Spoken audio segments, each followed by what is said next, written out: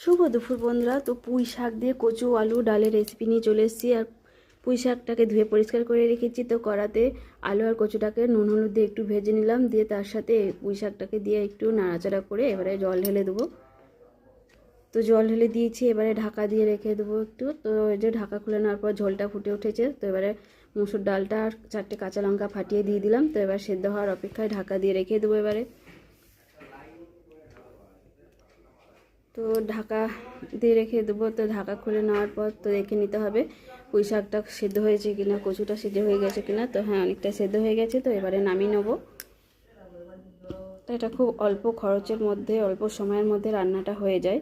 তো এই যে কড়াই ধুয়ে বসিয়ে দিয়েছি, তেল দিয়ে পেঁয়াজটাকে লাল করে ভেজে নিয়ে দিয়ে দিলাম পাঁচফোড়ন, দিয়ে দিলাম রসুন থেতো আর শুকনো লঙ্কা দিয়ে সব শুদ্ধ একসাথে ভেজে নিলাম একটু নুন হলুদ দিয়ে।